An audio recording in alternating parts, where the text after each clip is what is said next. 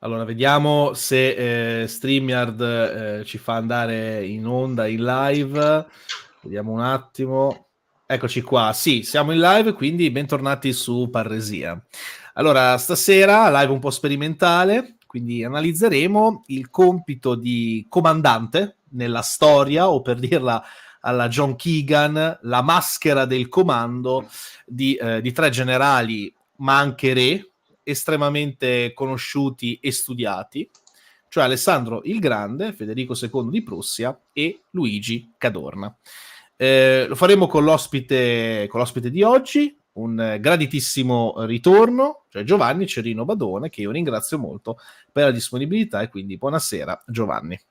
Buonasera Luca, buonasera a tutti, grazie dell'ospitalità, è un piacere ritornare sul tuo canale e spero insomma di farvi compagnia per questa oretta e mezza che, appunto, durante la quale appunto parleremo di comandanti e di maschera del comando.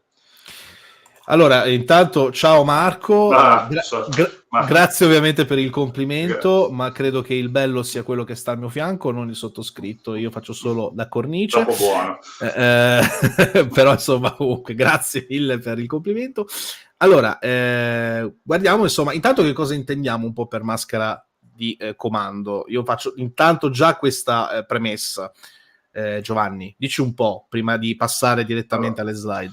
Certamente, allora, per i più, insomma, per il pubblico che ha una certa preparazione di studi, avrà già capito che il titolo che ti ho proposto e che ho proposto a tutti fa il verso, anzi, proprio un copia e incolla, se volete, da un libro molto riuscito che consiglio a tutti, che è questo, La maschera del comando di Sir John Keegan, già docente di storia militare all'Accademia di Sandhurst in Inghilterra. Per intenderci, alla loro accademia vengono formati gli ufficiali dell'esercito reale britannico.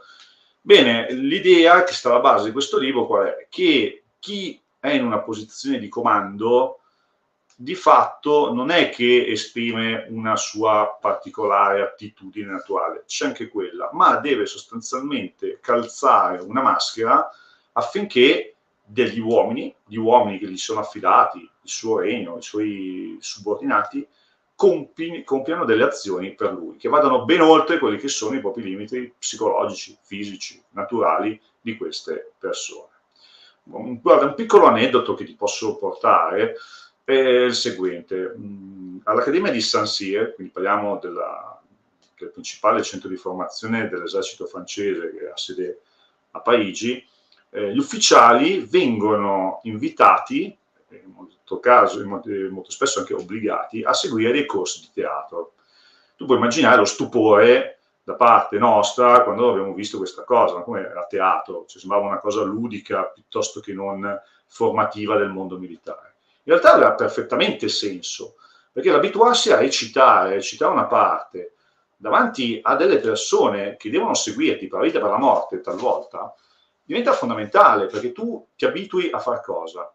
A parlare, avere una certa enfasi e una certa capacità nell'esprimere e nel comunicare ordini, idee, concetti, e diventa fondamentale. Queste persone diventavano molto abili nella comunicazione diretta, nella comunicazione davanti a tante persone, mentre al contrario potevo notare tranquillamente che dal nostro punto di vista, e questo poi tra l'altro è anche uno dei limiti, se vuoi, della formazione italiana a tutti i livelli, un'incapacità di parlare, di comunicare con altre persone, proprio perché la formazione italiana, lo studio, sia quello della Forza Armata se vuoi, ma anche quello poi tranquillamente delle scuole, anzi non favorisce questa capacità dialogica nei confronti del prossimo. Ma tranquillamente possiamo adesso vederlo poi nel dettaglio nel corso della nostra comunicazione, dove appunto questa maschera si declina attraverso vari aspetti che appunto adesso andremo a vedere nel dettaglio. Sì, qua abbiamo preso, o meglio tu hai preso, hai proposto tre differenti maschere, se vogliamo dire così, che però ricalcano di fatto tre personaggi che ho citato poc'anzi. E quindi a questo punto andiamo, e io agevolo le tue slide, qua abbiamo anche una bella non direi neanche maschera, ma è Filippo II di Esatto. Macedonia, e quindi insomma direi che a questo punto possiamo andare oltre. Va bene? Esatto. Eccoci qua. Allora, l'indice poi di fine di cosa parleremo questa sera? Parliamo, leggendo proprio appunto la diapositiva, parliamo di comandanti militari celebri della storia. Raccontiamo cosa hanno fatto, chiaramente l'esempio ci aiuta a capire la loro funzione di comando e come hanno comandato, e soprattutto raccontiamo come le loro azioni di comando hanno influenzato l'azione di combattimento alle quali hanno partecipato, e come la loro presenza, la loro parola, la loro azione ha condizionato anche l'azione nemica e soprattutto degli uomini che appunto erano alle loro dirette dipendenze, che prendevano gli ordini da loro. E appunto Napoleone, attraverso il suo computer, ci porta nell'immagine successiva e ci porta a vedere che cosa? Ci porta a vedere che cosa? Che la nostra presentazione andrà appunto a vedere nel dettaglio un'analisi storica della leadership, cioè come si studia la leadership e che modelli di studio sono abitualmente impiegati. Oggi, se Keegan nella sua introduzione è limpidissimo, e questa cosa la cogliamo in molti libri, ad esempio la Osprey Edition, Military Edition ha una collana dedicata ai comandanti. Di solito si va a tratteggiare il carattere del comandante oppure lo studio dei suoi tratti comportamentali, cioè come era lui come persona e come il suo carattere condizionava il suo modo di agire, se era un irruente oppure no, un riflessivo, una persona chiusa. Ad esempio, tanto per parlare di personaggi storici di quali tratteremo questa sera, sono usciti libri recenti che riguardano la figura di Luigi Cadorna, il capo di Mondini, tanto per fare edito dal Mulino, o piuttosto gli splendidi ritratti che il compianto Christopher Duffy ci ha lasciato di Federico II di Prussia o di tutti i comandanti austriaci che hanno combattuto nella guerra dei 7 anni. Ecco, sostanzialmente in questi studi noi abbiamo che cosa? Un bel tratto del carattere e il tratto di studio dei suoi tratti comportamentali. Ma, se lo vediamo poi nell'immagine successiva, dobbiamo stare molto attenti, perché qui abbiamo anche un problema di metodologia.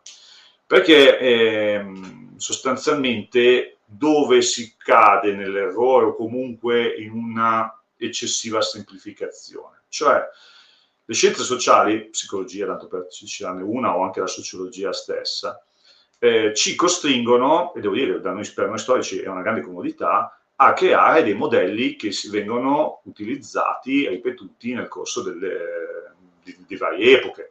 Ad esempio, studio la figura di Alessandro Magno, sue particolari caratteristiche, cerco di rivederle, di ritrovarle in un comandante tedesco della Seconda Guerra Mondiale, piuttosto che non negli ufficiali che hanno comandato l'esercito americano in Vietnam.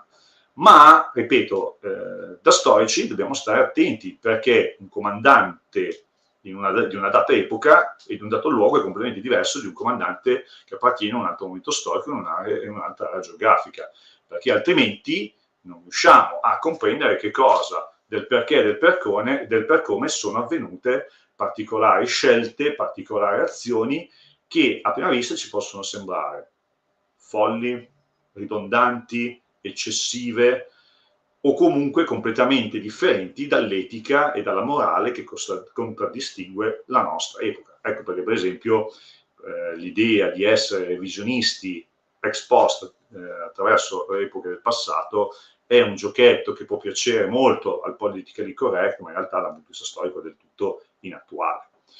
Ora, proseguendo nella nostra visione, dobbiamo appunto avere ben chiara l'idea che un esercito, quindi questo è chiaro, è un'espressione della società che lo genera, e un grande comandante può portare la società, l'esercito che comanda, oltre il punto in cui crediamo di poter arrivare. Questo è l'essenza, se vogliamo, il punto fondamentale che distingue un grande comandante da uno che non è stato un grande comandante. Però alla fine questa persona agirà secondo le usanze, le caratteristiche e soprattutto la morale del suo tempo. Quindi un Napoleone Bonaparte, un Rommel, un Giap e un Petreus, messi insieme possono indicarci degli elementi, se volete, di comune, di buon senso, di scelte militari, che costituiscono un fil rouge. Ma, ripeto, dal punto di vista della persona, queste 4 figure militari sono figlie dei loro tempi ed è abbastanza complicato metterle direttamente a paragone l'uno con l'altro. Questo per intenderci dall'aspetto metodologico dello studio dei comandanti. Dopodiché nulla vieta di trovare appunto elementi comuni, e adesso gli elementi comuni andremo a vederli.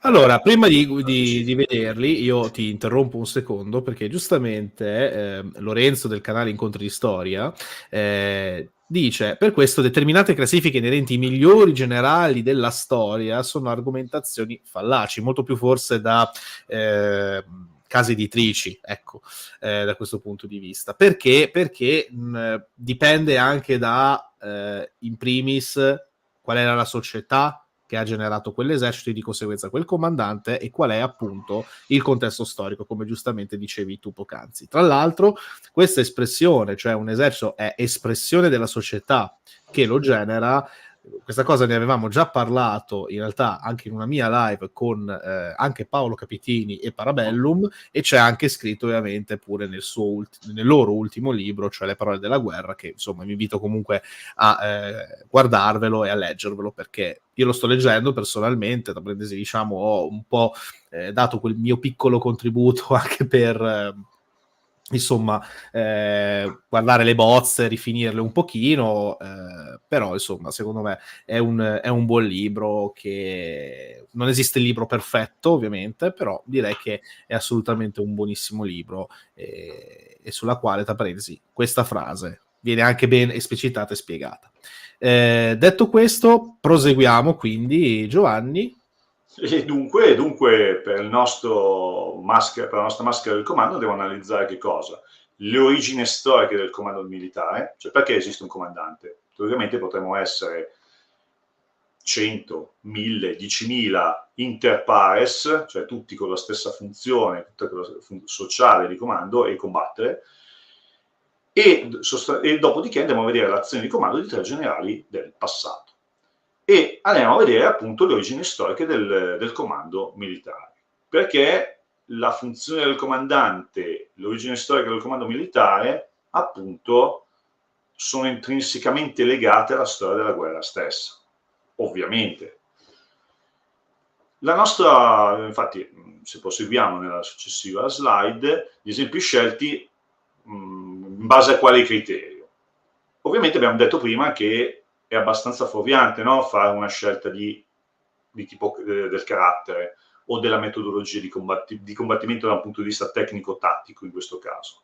Ma la scelta che ho fatto, e ripeto, non ho inventato nulla, ma mi sono affidato, perché mi ha convinto per la sua esposizione il libro di Keegan, sempre avanti, quindi una leadership eroica, dove il comandante, se possiamo tornare a dire un'immagine, trascina letteralmente i propri uomini nel vivo del combattimento, qualche volta avanti, la leadership senza eroismo, cioè nel senso, sì, mi faccio vedere nel momento in cui serve, ma la mia azione di comando avviene sempre almeno nelle seconde, nelle terze linee, oppure mai davanti, che è la leadership dei comandi supremi, che appunto vedremo soprattutto nella figura di Cadorna, che poi è la leadership che contraddistinguerà soprattutto molti casi delle guerre mondiali, con alcune eccezioni. Rommel l'abbiamo citato, ma appunto meriterebbe una live a parte proprio. Ti chiedo scusa se sono andato avanti, perché non nessun problema, Luca. No, è che semplicemente la tua leadership eroica mi ha fatto proseguire nelle slide e avevo praticamente capito male. Comunque, ti seguo. Andiamo avanti comunque, scusate. Andiamo avanti comunque. Dopodiché, per essere dei comandanti, questo nel passato come oggi, nel senso che alcune di queste pillole possiamo tranquillamente impiegarle anche nelle leadership di oggi, sia militari che non, si basano su degli imperativi. L'imperativo in questo caso cos'è? È con qualcosa che il comandante deve ai propri uomini. Non deve fare, ma poi deve, in modo tale da poter essere seguito e ascoltato nel momento nel fulcro dell'azione. Allora, un rapporto deve esserci l'imperativo del rapporto di affinità con lo staff e i collaboratori stessi, quindi si devono colloquiare, deve esserci appunto un'affinità come se fosse una macchina ben entrata, ben oliata nel vivo della pianificazione e della gestione del combattimento stesso. L'imperativo della parola, qui torna tantissimo l'aspetto della maschera del comando, io devo saper parlare, saper comunicare, saper convincere, saper confortare e saper appunto indicare molto chiaramente quello che io voglio. L'imperativo del premio è della sanzione. Tu fai delle cose, sono contento di te e sei premiato. Tu non fai delle cose, magari non le fai per malafede, e allora scatta la sanzione, o la malafede o l'inefficienza, la non preparazione.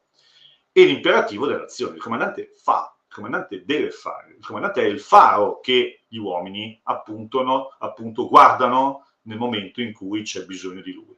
Ed ecco che c'è l'imperativo dell'esempio. Io devo dare l'esempio se sono un comandante e se mi appartiene appunto il concetto di leadership. Ecco, questi imperativi, insieme al tipo di leadership, il tipo di leadership, quella eroica, meno eroica o sempre lontano dal combattimento, ci distingue le tre figure che abbiamo scelto per questa serata. L'imperativo, invece, questi 5 imperativi ci aiutano a definire in maniera efficace appunto la figura del comandante. A noi proseguiamo la nostra narrazione e andiamo a vedere cosa c'è sotto la maschera del comando. E qui torna il nostro Filippo il Macedone. Allora, Filippo il Macedone, per i 2 o 3 che non sappiano chi sia, è il papà di Alessandro Magno, re di Macedonia, ha pacificato la Grecia, uscita distrutta dalle guerre del Peloponneso, dai disastri che aveva combinato Tebe, eccetera, eccetera. Bene, questa qua è la sua faccia.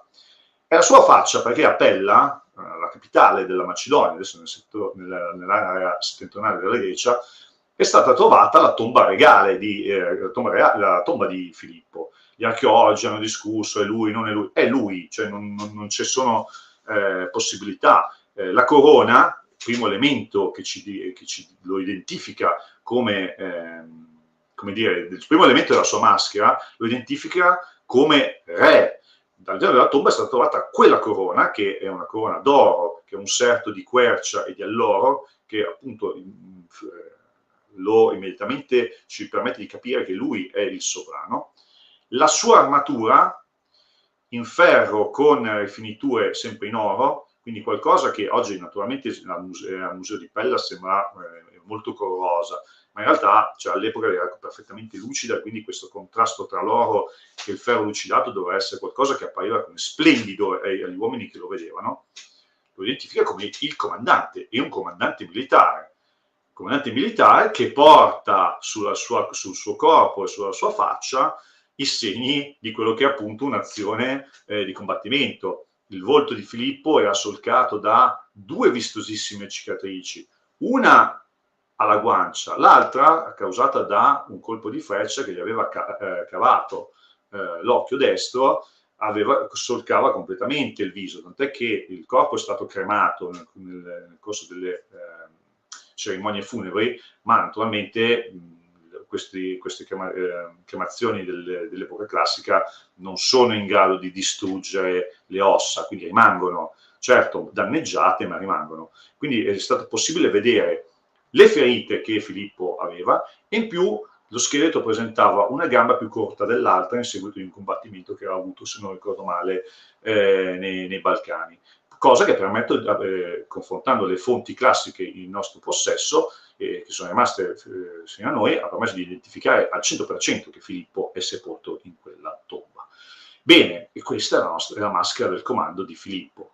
La regalità, il comando militare e l'esperienza, anche dolorosa, sul campo. Però era un uomo che, mostrando questi segni, veniva seguito, e come se veniva seguito? Probabilmente ci sarebbe andato lui a conquistare la Persia e non il figlio, se non fosse rimasto assassinato poco prima della partenza. Ma noi vediamo adesso come nasce la figura del comandante, e dobbiamo andare indietro nel tempo, e questi guerrieri della Papua Nuova Guinea ci aiuteranno a capire come nasce la guerra e come nasce la figura del comandante. Chiaramente la guerra in epoca preistorica, come appunto anche incisioni rupestri che sono rimaste fino a noi ci dimostrano, è un concetto di guerra diverso da quello che abbiamo in mente noi. Noi oggi viviamo, soprattutto in Occidente, con un concetto di guerra, ma poi l'abbiamo anche esportato, direi, in maniera molto efficace, viviamo col concetto dell'annientamento del nemico. Infatti, se vediamo appunto in un'immagine che è un'incisione rupestre fotografata sotto una nicchia nel Sahara meridionale, vediamo cosa? Vediamo due schiere, una a sinistra evidenziata dall'ovale azzurro e una a destra dall'ovale rosso, che combattono a una certa distanza. Noi oggi vi dicevo che l'Occidente è abituato a un concetto clausewitziano di guerra, cioè nell'annientamento della volontà del nemico, o comunque nell'abbattimento della volontà stessa. Per ottenere questo abbattimento della volontà di resistenza del nemico devo annientare le sue forze militari, altrimenti la società che esprime queste forze militari, se è convinta della bontà della propria causa, continua il combattimento fino al totale esaurimento. In epoca preistorica, dove c'è il problema della salvaguardia della propria vita, questi combattimenti sono contraddistinti da cosa? Dalla presenza di un vuoto. In tutte le nostre raffigurazioni che troviamo di epoca paleolitica, vediamo sempre che c'è uno spazio di rispetto. Chiaramente possono essere interpretate in un modo o nell'altro. Gli antropologi culturali invece ci hanno raccontato però delle cose molto interessanti per noi storici militari, e lo andiamo a vedere appunto nelle immagini successive. Le immagini successive raffigurano queste popolazioni, sono quelle che trovate anche oggi su internet, quasi sempre sono della popolazione dei Dani che vivono nella Papua Nuova Guinea, nella parte centrale dell'isola. Oggi si vestono così soprattutto per funzioni turistiche. Ecco, l'immagine centrale di questi guerrieri, vedete, sono tutti guerrieri armati con lancia, raramente usano armi più corte, anzi non lo usano affatto se non archi e frecce. Vedete che sono particolarmente vistosi nelle loro livree e con una figura centrale che è quella del loro comandante, capotribù. Vedete penne, pennacchi, molto vistoso, e ha un elemento particolare: il capo non è armato di lancia come gli altri guerrieri. Ha un suo comando, questi guerrieri prendono e vanno a combattere contro gli altri villaggi o comunque le altre tribù presenti nella zona. Infatti nell'immagine successiva vediamo queste persone che si lanciano appunto, si stanno recando verso la zona dei combattimenti. Il comandante, lo vedete nella zona di sinistra, anzi i due comandanti, perché ce ne possono essere anche più di uno, magari hanno delle funzioni religiose che si sovrappongono a quelle tra virgolette militari, sono equipaggiati, se così possiamo dire, con dei bastoni ricoperti di piume, che non hanno una funzione, ripeto, di combattimento, ma hanno una funzione di guida, hanno una funzione di segnale. Quali segnali? Andiamo a vederlo. Ripeto, le immagini che vediamo oggi sono ad uso e consumo dei turisti. Fino agli anni 60, inizio anni 70 del Novecento non era così. L'immagine che vedete è un fotogramma di un documentario che potete anche trovare su YouTube, che si intitola Dead Birds, del 1963, il girato è del 61. È un documentario di un documentarista antropologo statunitense che si chiamava Robert Gardner. Bene, negli anni 60, all'inizio degli anni 60, ma già negli anni 50 aveva esplorato la zona, a seguito di segnalazioni che erano arrivate da piloti, esploratori nel corso della Seconda Guerra Mondiale, si era saputo di queste popolazioni che sostanzialmente vivevano come nel Paleolitico. Lui va finanziato dal Museo Peabody e dall'Università di Harvard a filmare quello che c'è lì. E quello che c'è lì lui vede delle situazioni di guerra tra tribù, esattamente nella modalità che veniva utilizzata nel Paleolitico. Cioè le cose che abbiamo visto raffigurate su una rupe nel Sahara, in una zona che adesso è desertica, ma all'epoca poteva essere del tutto simile a quella della Nuova Guinea, lui le vive e le registra. Ecco, poi il film è naturalmente il montaggio di varie situazioni, cioè sarà un po' truccato le carte, ma quello che interessa a noi è vedere cosa succede. Succede che le due compagini si incontrano, tra l'altro questi scontri avvengono per faide familiari, controllo magari di pascoli, ma ripeto, è più una situazione endemica di guerra che non una guerra vera e propria per le risorse.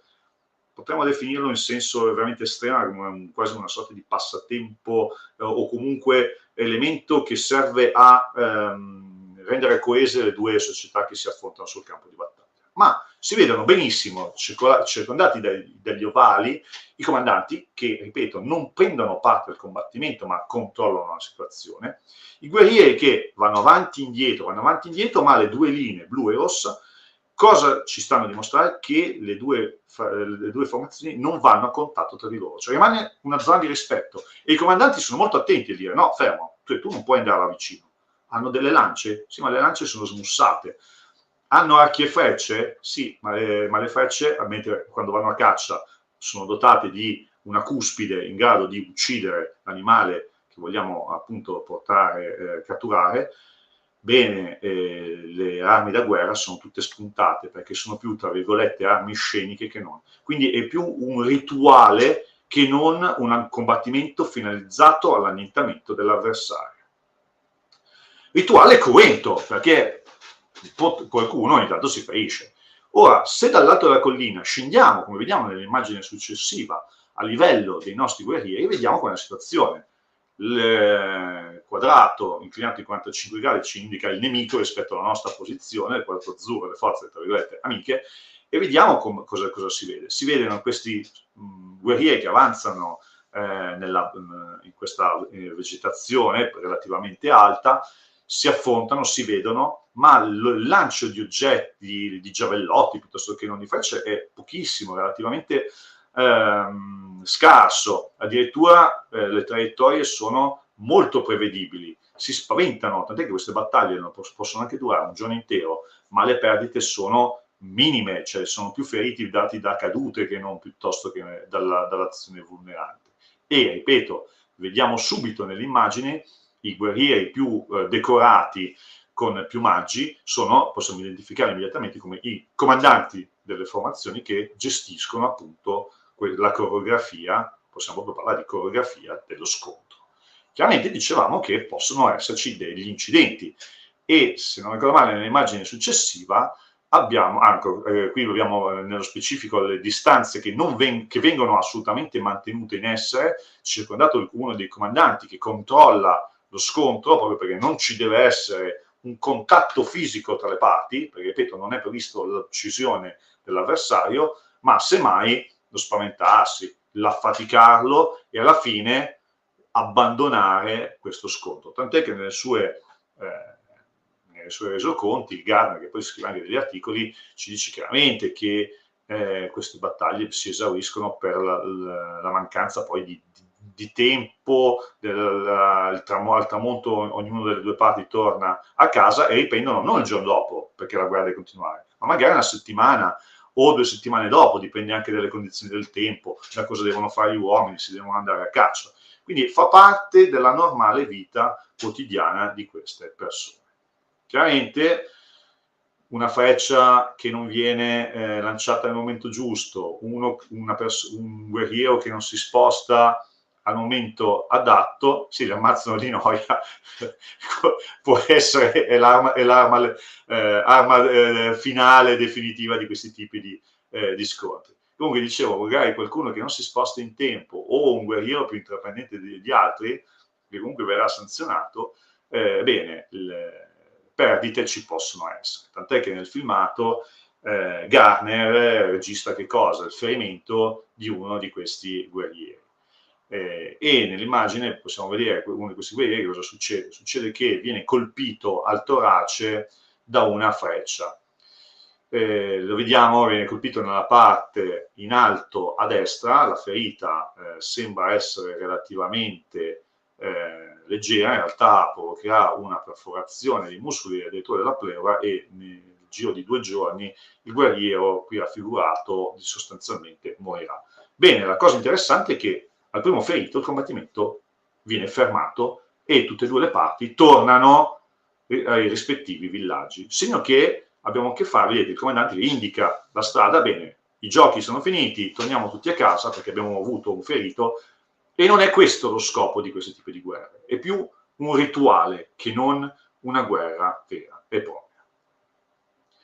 A un certo punto cambia, e quando è che cambia? Cambia con il cambiamento delle società che passano dalla storia dell'uomo, che passa dall'epoca neolitica dalla parte paleolitica alla parte neolitica. Cioè incominciamo ad avere delle realtà stanziali, delle realtà che coltivano, delle realtà che accumulano beni.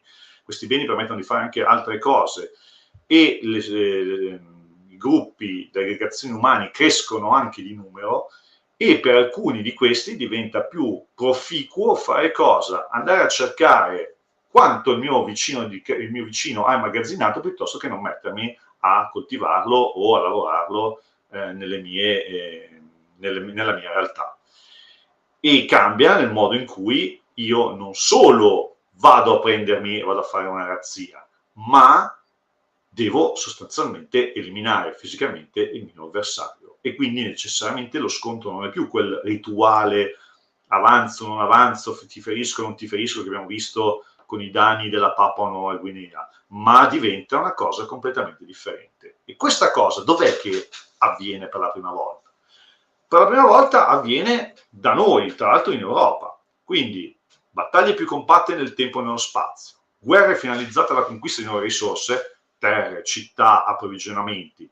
Cambia la struttura sociale e la cultura, e chi ha in mente l'Iliade sa bene già dove sto andando a parare. Modifica la tattica, certo, perché adesso non abbiamo più gente sparsa per il campo che si urla addosso e si lancia delle armi spuntate, ma adesso abbiamo delle armi che sono finalizzate all'uccisione, e si modifica la catena di comando. Il comandante non è un arbitro, se volete, che tiene a bada i suoi, ma è uno che conduce i suoi nel vivo dello scontro. Un esempio, ho messo l'immagine degli Zulu, perché tra 1816, 1819 e 1820 una figura importante per la cultura Zulu di questa popolazione del Sudafrica, Shaka, ha trasformato quella che era la cultura del suo popolo, che era molto simile a quella dei Papui della Papua Nuova Guinea, in qualcosa di simile a quello che adesso andiamo a vedere, cioè modifica lo scudo, modifica l'armamento, la zagaglia Zulu diventa un'arma per il corpo a corpo finalizzata all'uccisione dell'avversario. Gli Zulu fanno uno scempio di quello che è intorno a loro, sostanzialmente cambiano il mondo della guerra nell'Africa a sud dell'equatore. Da noi avviene con la Grecia. Il contadino greco che deve, o comunque la città-stato greca che accumula beni, può anche essere costretto ad andarsi a prendere dei beni di quelli del vicino. Il guerriero greco cosa fa? È un contadino, l'oplita greco, con l'unica eccezione di Sparta, che dato qui vediamo raffigurata, è un contadino che non ha tempo da perdere a fare il guerriero, deve fare il guerriero per pochissimo tempo nel corso dell'anno. Quando viene chiamato alle armi e deve affrontare gli altri opliti di un'altra città-stato greca, bene, la questione deve essere risolta il più possibile entro la giornata, o comunque entro poche settimane, perché deve tornare ai suoi campi e alle sue coltivazioni. Ed ecco che la battaglia deve essere breve, decisiva e risolutiva. Per essere risolutiva io devo abbattere il mio nemico. Ed ecco che avviene una trasformazione decisiva, che è la via occidentale alla guerra. Argomenti che sono stati tra l'altro trattati, a mio modo di vedere, in maniera molto convincente, anche se so che ci sono molti critici, da Hanson in La via occidentale della guerra, che è un testo edito da Gazzanti che vi consiglio di andare a leggere. Si può essere d'accordo o meno. Detto questo, è chiaro che c'è proprio un cambiamento radicale nel modo di fare la guerra. E andiamo a incontrare il nostro primo comandante di questa serata, che è Alessandro Magno. Ecco, Alessandro Magno è così. All'interno della tomba di Filippo, non solo abbiamo trovato Filippo, ma abbiamo trovato anche, se volete, le fototessere di Filippo, della moglie e dei figli. Sono delle statuette di avorio, ma sappiamo che sono, tra virgolette, le fototessere, perché confrontando il volto di Filippo con il suo scheletro, che è stata ricostruita la faccia, la somiglianza è impressionante. E quindi, avendo trovato il volto del figlio Alessandro, abbiamo praticamente un'immagine estremamente verosimile di come potesse essere Alessandro Magno appunto tra il 356 e il 300, cioè sostanzialmente in vita. Abbiamo anche numerose raffigurazioni della sua panoplia, quindi del come si presentava sul campo di battaglia. In più si considerava figlio, o comunque discendente del dio Eracle, e sapete bene che Eracle si vestiva con una pelle di un leone mitologico che era stato abbattuto durante una delle sue imprese. Si presentava anche con questa pelle di leone che appunto gli ricopriva parte dell'armatura e parte del corpo. Ma non solo di Eracle, ma anche di Achille da parte di mamma, perché esatto. Ovviamente lui poi andò anche a visitare la supposta tomba di Achille durante insomma il suo periodo di conquiste, scusate. Passo avanti? Sì, solo un ultimo aneddoto che può essere simpatico. Alessandro Magno poi morirà e sarà sepolto, il corpo era sepolto da Alessandro d'Egitto. Augusto tra la fine del primo secolo a.C. e inizio primo secolo d.C. visitò la tomba e tra l'altro lo urtò inavvertitamente, gli ruppe il naso perché ha mummificato il corpo.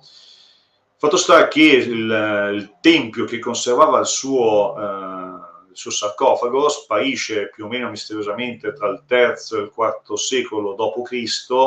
Fatto sta che sul sedime è stato poi sostanzialmente eretto una chiesa dedicata a San Marco. Ora, ci sono teorie abbastanza interessanti che che raccontano che dei mercanti veneziani trafugarono questo corpo di San Marco e lo portarono dove oggi c'è la basilica.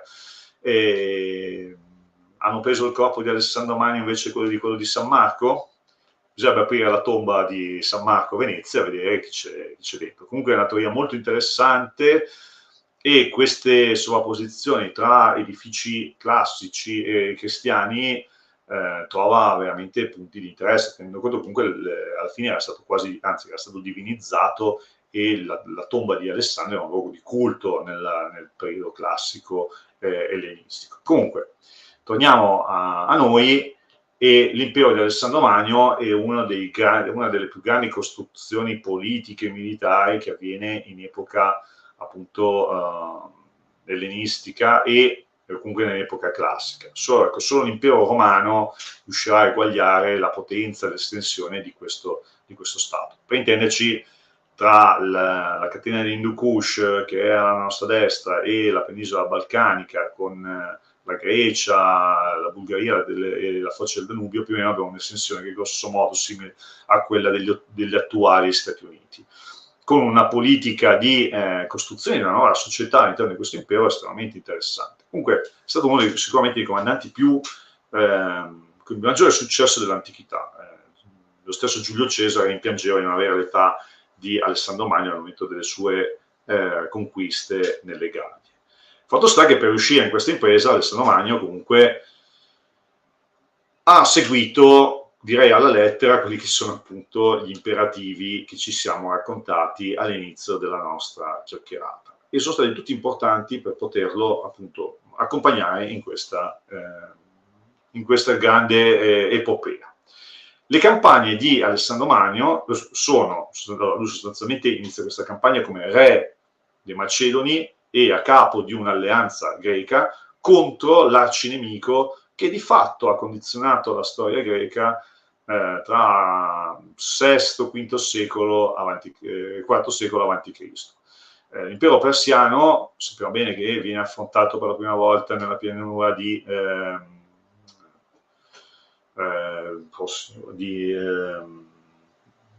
aiutami, un vuoto di memoria, prima guerra persiana. Granico. No, non sto parlando della battaglia della campagna, ma quelle delle guerre persiane. Sbarcano i persiani che bella, poi alla fine Maratona. Sì. Vabbè, sì, comunque nella piana di Maratona ci fu la vittoria greca, ovviamente, la prima, poi, la vittoria greca. Esatto. Sì, scusami, Eugenio, sì, non stiamo parlando ancora delle campagne di Alessandro, stiamo parlando proprio ancora prima, esatto, delle guerre persiane. Sto malamente dicendo cosa, vi chiedo scusa a tutti. Sostanzialmente in maniera diretta o indiretta l'impero persiano partecipa direttamente alle vicende greche, anche se esce sconfitto a Maratona, tornerà e tra le battaglie di, appunto, di Platea, piuttosto che non Salamina e le altre battaglie navali che di fatto ridurranno di molto la sua potenza navale, nel corso della guerra del Peloponneso l'impero persiano è un attore silente e molto interessato di quelle che sono le vicende delle lotte tra le città-stato greche. Ecco che non è silente, però voglio dire, cioè comunque aveva tutta la sua, poi io ripeto, non sono un antichista, però aveva tutta questa, diciamo, interesse anche a sottomettere o comunque porre sotto la propria egida le cosiddette città ioniche. La Ionia ovviamente stiamo parlando comunque dell'odierna Turchia, comunque della costa dell'Anatolia, e quindi questo cosa significava ovviamente? Che da una parte avevi città-stato che magari erano anche alleate o sotto comunque l'egida dell'impero persiano, però poi hai avuto anche città che invece non erano così d'accordo, ecco. Esatto. E la famosa offerta di acqua e, se non ricordo male, terra, che dovevano appunto tra virgolette greci dare fondamentalmente ai persiani come poi per avere la loro protezione. Beh, insomma, quando poi arrivano alla città ionica di Mileto, la cosa non arriva poi a funzionare e da lì poi scoppia la prima guerra persiana e dal resto, come si suol dire, è storia. Ma torniamo a noi, perdonami la digressione. No, figurati, anzi, sempre piacevole poter mettere insieme questi elementi di insomma, vari periodi della storia. E sostanzialmente la mappa cosa ci identifica? Ci identifica i tre momenti delle campagne di Alessandro, che sono il rettangolo rosso, la campagna anatolica con le prime battaglie che Alessandro compie e di fatto sostanzialmente mette piede definitivamente in Asia, scende verso sud, quindi va a occupare l'Egitto e le città fenicie, Tiro su tutte, sostanzialmente annientando quella che era la capacità di proiezione navale dell'impero persiano, per poi dedicarsi alla conquista di quello che rimaneva dell'impero persiano stesso nell'altipiano iranico, fino ad arrivare poi nella valle dell'Indo, addirittura sfiorando, anzi esplorando le catene himalayane o dell'Hindu Kush. Insomma, arriva a quelli che erano gli estremi confini del mondo, in tre momenti separati. Campagne estremamente elaborate, molto ben pianificate da un punto di vista anche della logistica, perché comunque parliamo di migliaia di chilometri percorsi da questi soldati a piedi sostanzialmente o con il supporto navale di flotte che dovevano essere costruite in loco. Ma per fare questo, ripeto, andiamo a vedere appunto come è stata l'azione di comando di Alessandro.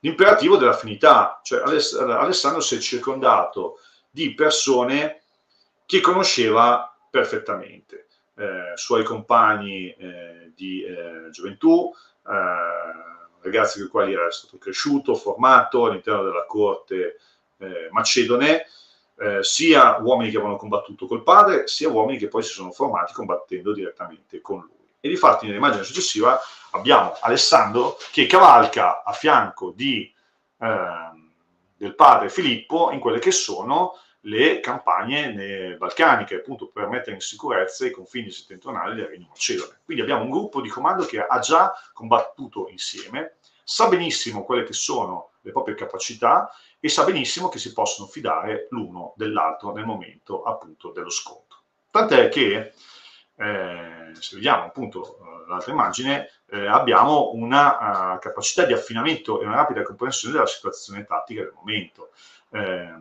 A Granico, a Isso, soprattutto nelle fasi finali di queste della campagna anatolica, quando Alessandro finalmente si confronta con gli eserciti persiani, quello che colpisce, e nelle fonti lo cogliamo, è la capacità di questo gruppo di persone, questo gruppo di comando, di capire immediatamente com'è la situazione. Leggono il momento e approfittano direttamente di questa situazione per prendere una decisione rapida e, se più possibile, risolutiva. Certo, è anche lo stile della leadership, è una leadership posta sempre davanti ai propri uomini che va a cercare l'avversario al fine di abbatterlo. Questo fa sì che Alessandro si possa anche cacciare nei pasticci, e quando dico cacciare nei pasticci rischia direttamente la vita. Tant'è che nel corso di uno scontro, vediamo tra l'altro nell'immagine successiva una ricostruzione, rischia veramente di essere ucciso in combattimento. Siamo nel 334 a Ganico. Alessandro si è lanciato direttamente contro il gruppo contro il comandante persiano che sta affrontando, e viene a trovarsi davanti a 3 nobili persiani che cercano di ucciderlo sostanzialmente. Alessandro è molto veloce, molto bravo, soprattutto lui sta combattendo in questo momento con una lancia, uccide il primo di questi, tale Mitridate, e sostanzialmente però cosa avviene? Avviene che nel corso del combattimento questa lancia si spezza all'interno del corpo del primo persiano ucciso. Arriva un secondo che lo affronta e con un colpo di spada ammacca vistosamente l'elmo di Alessandro, che rimane tramortito. In un momento così proprio quasi istintivo riesce a colpire in pieno volto, sempre con il moncone della lancia, il volto del persiano, che rimane ucciso e sostanzialmente gli distrugge il volto e cade a terra in un lago di sangue. Il secondo era Rosace. Il terzo, Sitridate dovrebbe essere, si trova nella condizione di affrontare Alessandro tramortito, che in quel momento non riesce più a una visione nera, cioè sostanzialmente il colpo è stato tale che sta perdendo conoscenza, sta anche rischiando di cadere da cavallo. Si avvicina per sferrare il colpo decisivo e a quel punto uno dei suoi compagni, Clito il Nero, si avvicina all'avversario e con un colpo di spada sostanzialmente mutila l'avversario, tranciandogli di netto il braccio destro che sta per vibrare il colpo contro Alessandro. Forte spirito di corpo, solidarietà e copertura reciproca. Se non mi fidassi e non volessi amassi il mio re, assolutamente non mi caccerei in una situazione simile. Arrangiati, cavoli tuoi, 3 contro 1, ma non mi avvicino neanche morto. Bene, però l'imperativo dell'affinità e l'affinità che Alessandro ha ispirato ai suoi uomini in questo momento gli ha garantito appunto la salvezza della propria vita. Chiaramente non c'è solo questo. Alessandro è un grande oratore e durante la battaglia decisiva a Gaugamela, scusami, lui arringa i suoi soldati. Chiaramente sarebbe interessante capire come questi discorsi venivano trasmessi agli uomini, nel senso che ci troviamo io e te in un campo da calcio con 30 persone vicine, già dobbiamo sgolarci per farci capire da tutti. O quando siamo in un'aula che spieghiamo a un gruppo di studenti, bisogna avere una certa capacità oratoria, anche di una tenuta fisica. Se devo parlare a decine di migliaia di persone, questa cosa è assolutamente impossibile.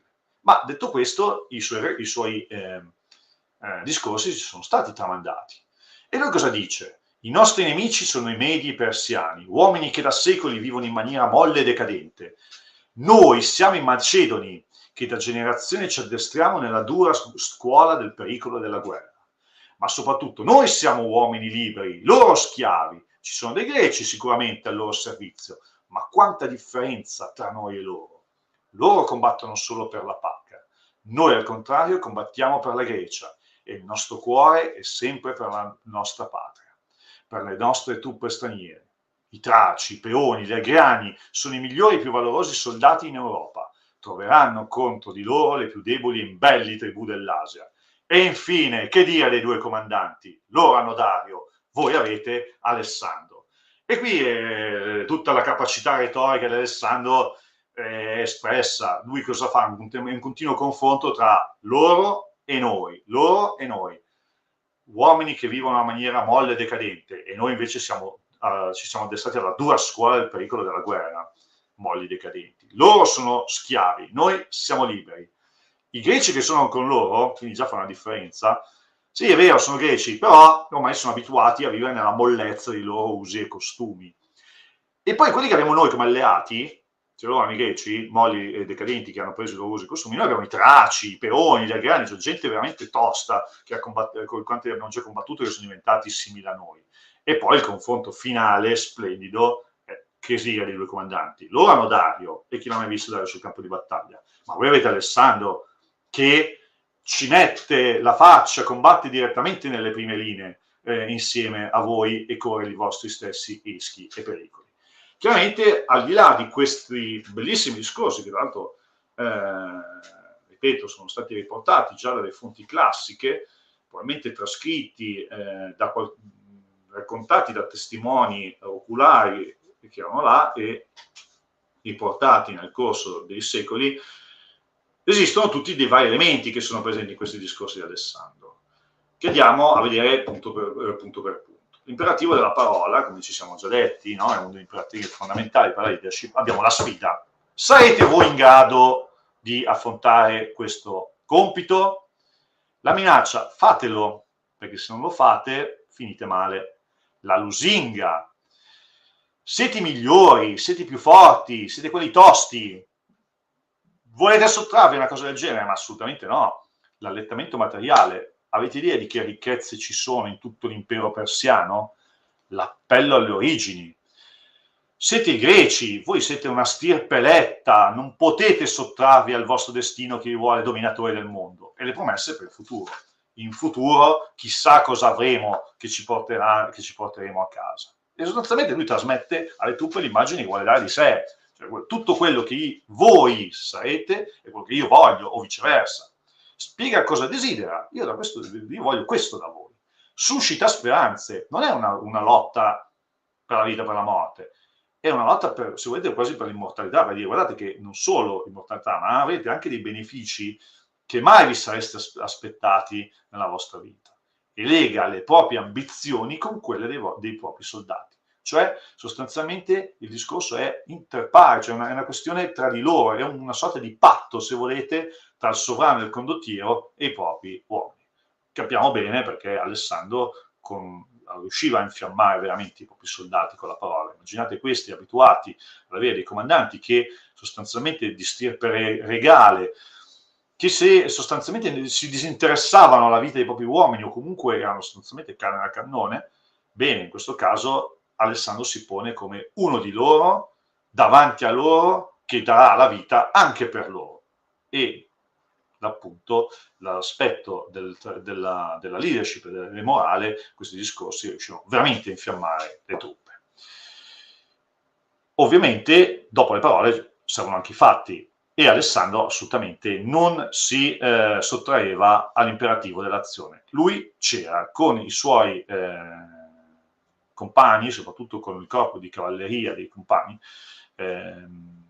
partecipava direttamente alle azioni e i piani di combattimenti erano pianificati avendo ben chiaro l'idea di Alessandro di cavalcare direttamente verso il nucleo di comando dell'armata avversaria. E se andiamo a vedere nelle immagini successive, la forma di C3I, comando, controllo, comunicazione, intelligence, aiutava comunque Alessandro a pianificare nel modo migliore le sue scontri. Ecco, intendiamoci, non era un pazzo che caricava a testa bassa le formazioni avversarie. C'è sempre una fase di pianificazione e c'è sempre una fase che riguarda la gestione dello scontro.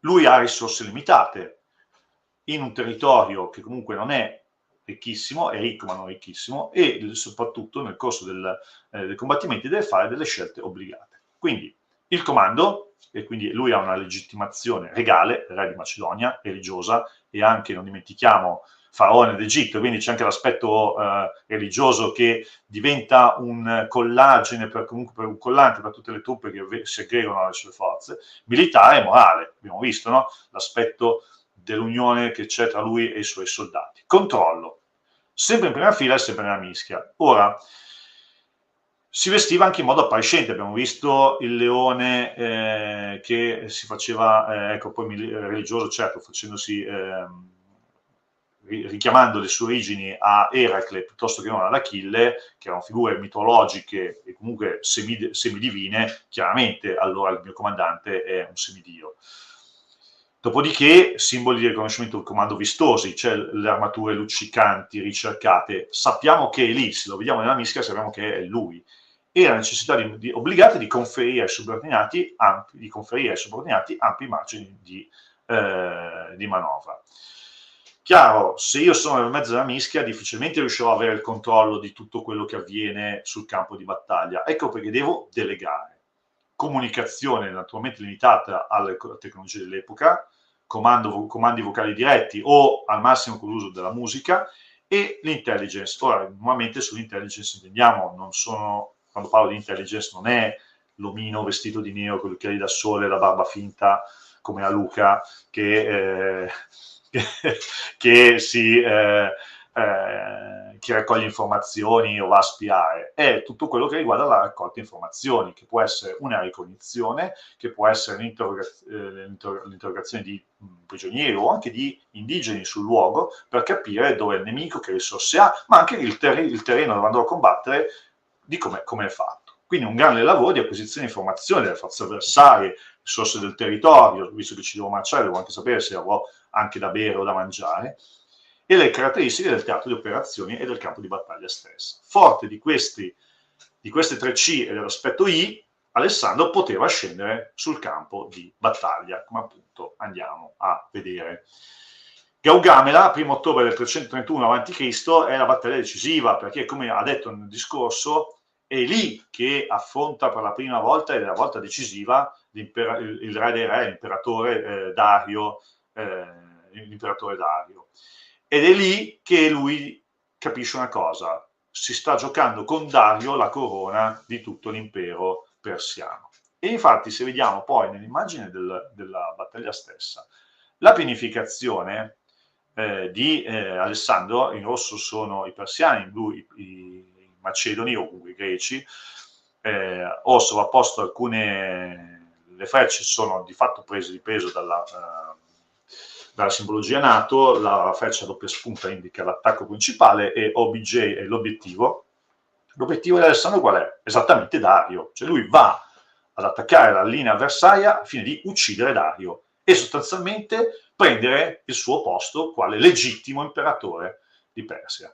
Chiaramente è un attacco che creerà anche delle crisi tattiche nelle linee avversarie, però l'idea di Alessandro di colpire direttamente il centro della formazione avversaria, non si noti bene, Macedoni in inferiorità numerica, sarà l'elemento decisivo che sostanzialmente creerà le situazioni per la vittoria finale. Dario, colpito dalla furia di Alessandro che lo carica con i suoi uomini e sfonda la prima linea, riuscendo quasi a sfiorarlo con un giavellotto, e Dario impaurito fuggirà, poi sarà assassinato da uno dei suoi satrapi che vorrà ingraziarsi Alessandro. Bene, esatto, bene, sostanzialmente decide la vittoria che sarà celebrata, anzi che viene in una ricostruzione che adesso andiamo a vedere,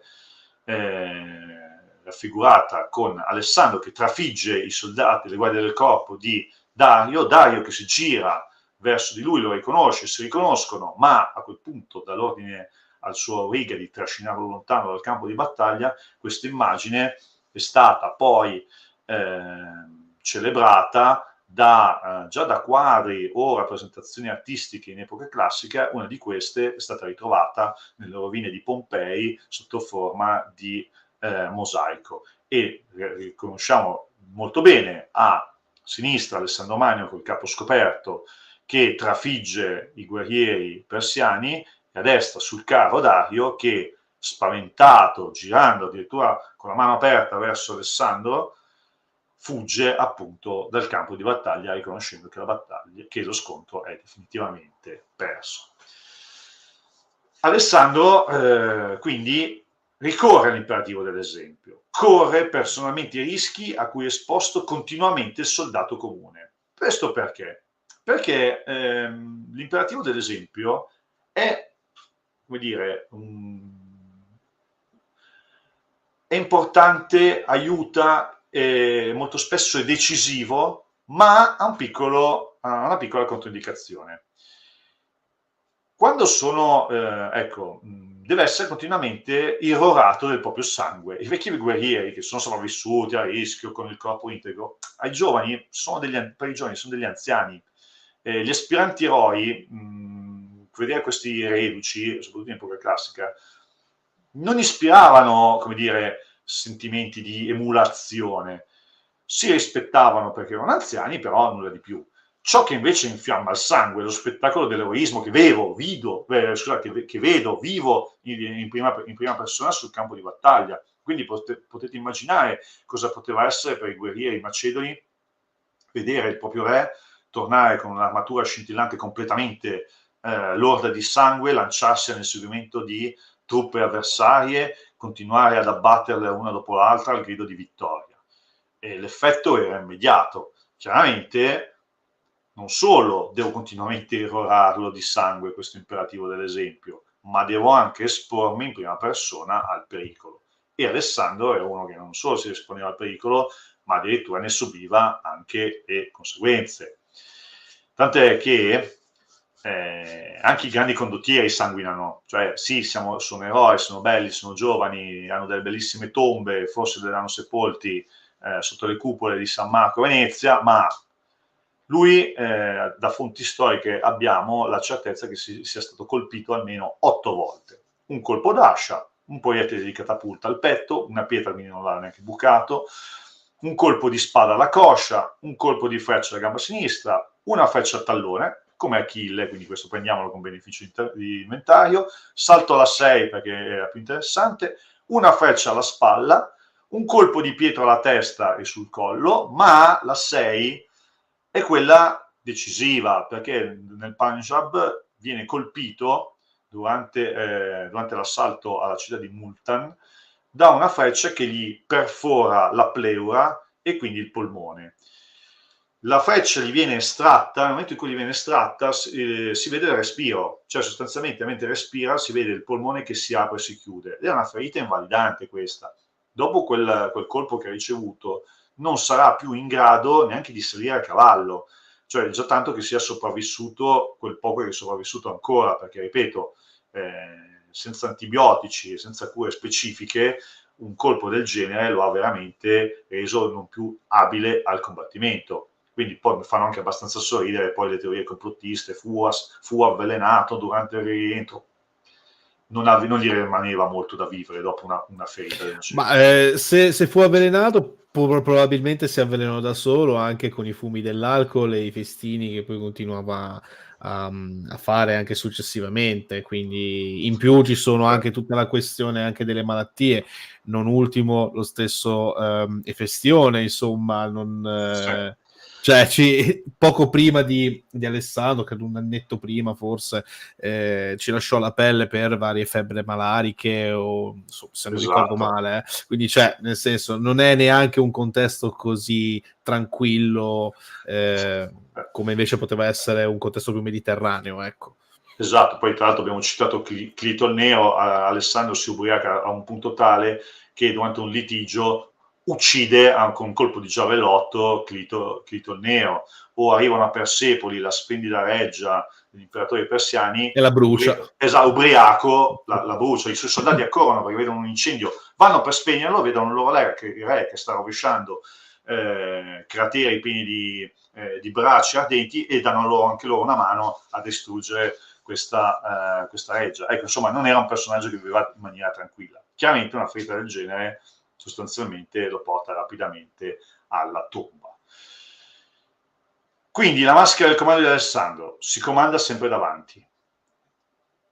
Tecnica davanti al pericolo: prima di attaccare, ricognizione attenta al campo di battaglia, discute col suo stato maggiore e fa un discorso alle truppe per spiegare loro cosa vuole e come queste cose devono essere fatte, anche perché poi, una volta lanciato nella mischia, perde immediatamente il controllo del combattimento e quindi ha una totale fiducia nei confronti dei suoi subordinati, che ottiene attraverso quei mezzi retorici e anche di esempio che abbiamo visto, e si espone totalmente per vincere totalmente. Ecco, nelle battaglie di Alessandro Magno lui stesso si getta nel pericolo, ma appunto questa esposizione totale finalizzata a una vittoria decisiva senza possibilità di appello. E questa è la leadership eroica proposta da Alessandro Magno. Abbiamo un altro tipo di leadership, chiaramente cambiano le epoche, e ritorniamo a un personaggio che abbiamo visto tra l'altro nella live che abbiamo appunto affrontato insieme nell'ultima volta, che è Federico II di Prussia. Allora, Federico II di Prussia vive in un'epoca completamente differente, dove gli eserciti che deve comandare sono più letali di quelli di Alessandro Magno e anche più difficili da gestire. E lui stesso si trova in condizioni particolari. Allora, Federico II di Prussia, ne abbiamo già parlato, è celebrato e sì, magari qua andiamo veloce perché sì, insomma sì. nel caso recuperatevi la live precedente, Benissimo, appunto riletto anche in chiave nazionalistica come potete vedere, e anche insomma e anche meno esatto, ecco, anche meno il suo grande, lui sostanzialmente prende una media potenza mitteleuropea che è la Prussia, e al termine della sua vita, come vediamo nelle immagini successive, la Prussia ha raggiunto un peso specifico tale da poter dettare i tempi e i modi della politica estera europea, tant'è che sarà una delle nazioni chiave poi nel corso delle guerre napoleoniche che avverranno una generazione più tardi. Ora, Federico come arriva a tutto questo? Attraverso guerre, quindi combatte 3 grandi conflitti europei, la prima e la seconda guerra di Slesia, anzi, potremmo fare la guerra di successione austriaca, mettendo insieme le prime 2 guerre, la guerra dei 7 anni, che è la più celebre, e la guerra di successione bavarese. Ora, lui, data la posizione centrale della Prussia nel continente europeo, dovrà per forza combattere una guerra su 2 fronti, come poi è stata costretta a fare la Germania nel corso della prima e della seconda guerra mondiale, fronte occidentale e fronte orientale. Quindi, pertanto, lui capisce che le sue guerre dovranno essere brevi e decisive. Ricorda qualcosa? Beh, insomma, Clausewitz non a caso era prussiano come il nostro Federico. E dovendo fare dei conflitti brevi decisivi e necessariamente brevi, dovrà ottenere questo risultato grazie a cosa? A un esercito numeroso e ben addestrato, una casta, e qui parlo proprio di casta, gli Junker, di ufficiali preparati e consapevoli del loro ruolo e della loro importanza sia sociale che militare, un approccio manovriero e aggressivo nei confronti dell'avversario, si attacca sempre, anche se in condizioni di inferiorità numerica, cosa che ha comportato grandi successi, ma anche altresì grandi disastri, sempre all'attacco anche in condizioni appunto di inferiorità numerica e sempre alla ricerca dell'aggiramento del corpo principale del nemico a livello operativo.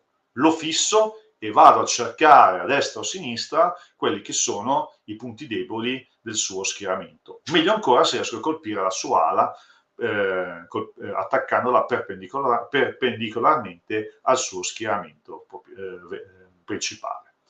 Cosa che appunto andiamo a vedere adesso nel dettaglio nelle immagini successive. Questa è la battaglia di Leuthen, che è il più grande successo militare di Federico nel corso della guerra dei 7 anni. Vedete in alto la freccia a zigzag, indica la fissazione del fronte avversario, la marcia verso sud e l'azione principale, che è appunto quella di colpire sul fianco sinistro lo schieramento dell'esercito austriaco. In netta inferiorità numerica, sostanzialmente rovescerà completamente le sorti della guerra dei 7 anni in Slesia e riuscirà sostanzialmente a mantenere lo status quo all'inizio del conflitto, cioè la Slesia non verrà strappata alla Prussia, ma rimarrà appunto parte integrante del territorio del regno di Prussia.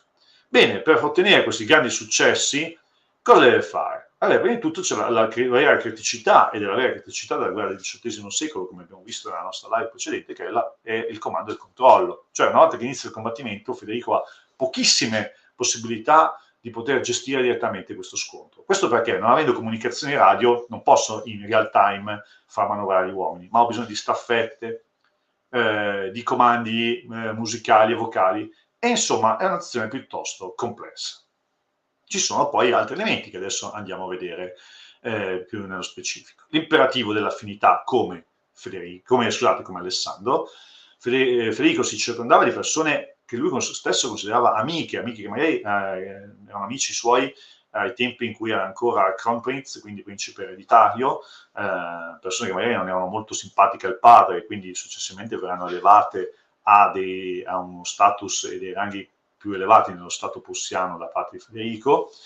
Al Sanssouci si circondava di amicizie sue personali. Qui tra l'altro in un quadro di Menzel lo raffigura in uno dei suoi passatempi preferiti, che era il suono del flauto, piccola licenza dell'artista, la presenza di donne, e Federico assolutamente vietava l'ingresso alle dame nel suo Sanssouci, splendido palazzo tra l'altro a Potsdam, nei pressi di Berlino, che invito tutti ad andare a visitare almeno una volta nella vita, perché ripeto è uno splendido palazzo rococò. E oltre all'imperativo dell'affinità, come possiamo appunto andare a vedere nella slide successiva, la scelta dei suoi generali che andava a scegliere o nella cerchia degli amici, persone delle quali si fidava e naturalmente doveva avere anche un ritorno dal punto di vista delle proprie capacità, o persone che appunto nel corso dei conflitti che andava a combattere notava una vera e propria predisposizione al combattimento. Tra questi generali, poi, a questi generali naturalmente non solo concedeva comandi e onori, ma concedeva anche e soprattutto grandi responsabilità. Nelle immagini successive che andiamo a vedere, esisteva proprio che cosa? Un nuovo concetto di comando. Lui, avendo ben chiaro l'impossibilità di non poter riuscire a gestire tutte le sue truppe sul campo di battaglia, delegava il comando attraverso quello che poi verrà definito Auftragstaktik o Mission Command oggi nelle dottrine contemporanee. Cioè delego il mio subordinato affinché svolga in totale autonomia la propria missione. Chiaramente per fare questo devo essere certo che l'uomo sia capace, sia ben addestrato e che abbia i mezzi per poterlo fare. Questa incisione di Höckling, uno dei grandi illustratori insieme a Menzel dell'epopea prussiana nel corso dell'Ottocento, ci raffigura Seydlitz, il grande comandante della cavalleria prussiana, alla battaglia di Rossbach, che viene combattuta circa un mese prima di Leuthen. Bene, Seydlitz è giovane, era appena stato, l'aveva notato Federico pochi mesi prima, ancora comandante di reggimento, lo nomina generale e tra tutti i generali più giovani viene messo al comando di tutta la cavalleria prussiana per lanciare una carica decisiva contro le colonne francesi che si stanno avvicinando alla linea prussiana. Il problema è che lui è il più giovane e si trova a comandare generali più anziani di lui, quindi c'è proprio un problema di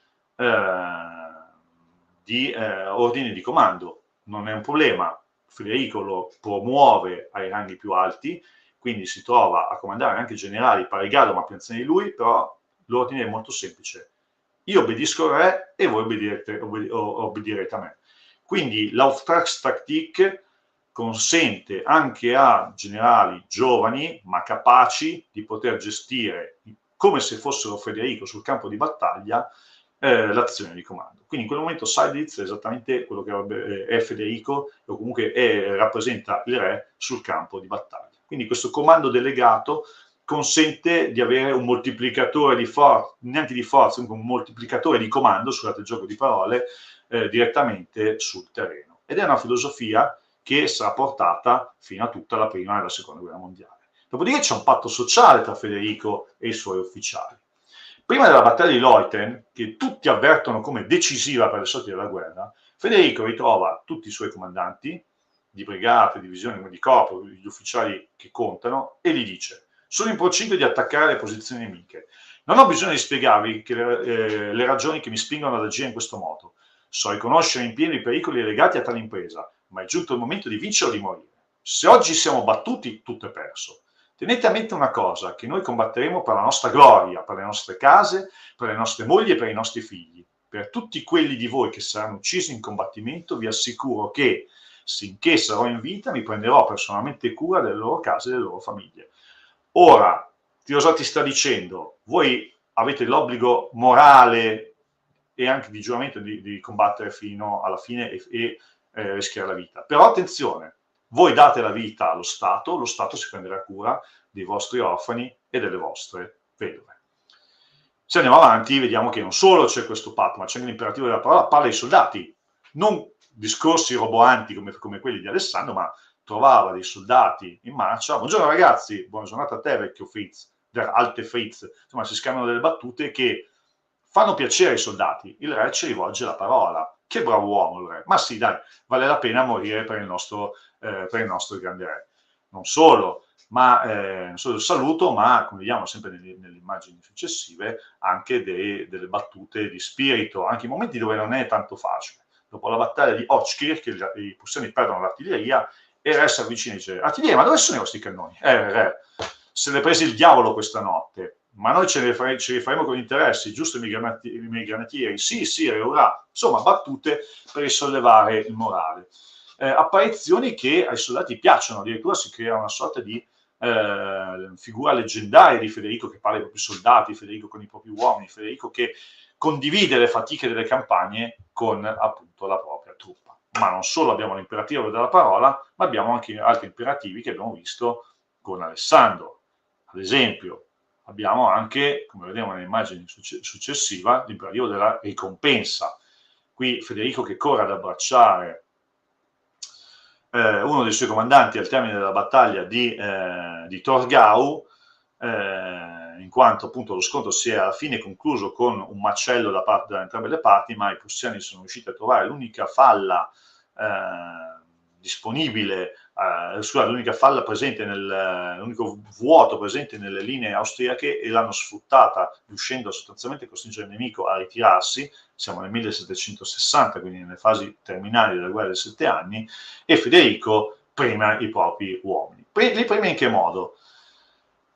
Titoli e soprattutto un'onorificenza ambitissima, che è il Pour le Mérite, che lo vediamo molto bene nell'immagine a sinistra, che diventa, o noto anche come Blue Max, diventa uno delle decorazioni più ambite di tutto il mondo militare prussiano e tedesco. Dopo questa decorazione non verrà più elargita dopo la prima guerra mondiale, finché esisteva una monarchia in Germania, verrà appunto conferita dalla casa reale, e un personaggio che amava esibire il proprio Pour le Mérite è il generale che andiamo a vedere nell'immagine successiva, che è appunto Rommel.